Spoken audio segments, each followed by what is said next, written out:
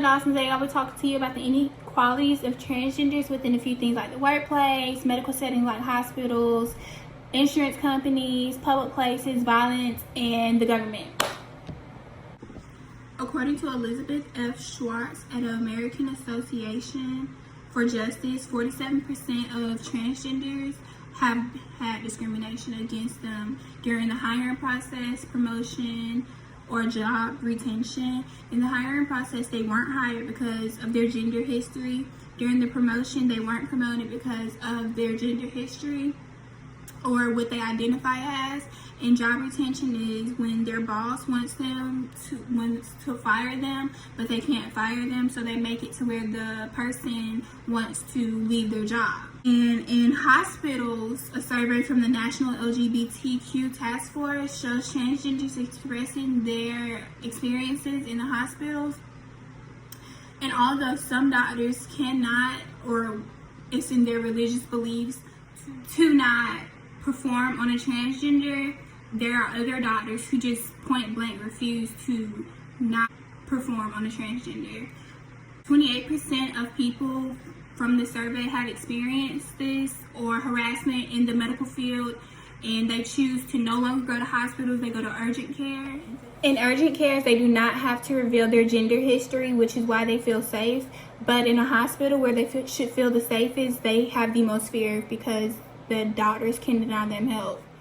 On to public places. In public places, being openly trans is dangerous in today's society for the simple fact that not all Americans are accepting of different people. Transgenders have experienced harassment for just simply going to the bathroom that they identify as. And result of this, transgenders do not go to restrooms in public, or they just, if there's a family restroom that, you know, all genders is accepted in, then a transgender will more than likely use that restroom than going into a regular public restroom with regular people in it because of the way society views. On to the inequalities within the government. Transgenders aren't accepted by President Trump, so how are we supposed to accept them into a society when in the government they are looked down upon? According to Fortune, President Trump banned transgenders from being in the military on April 12, 2016, and President Trump stated that they are a burden and a disruption to service within the military. There are roughly 1.4 million transgenders, which means there are 1.4 million people who need health care.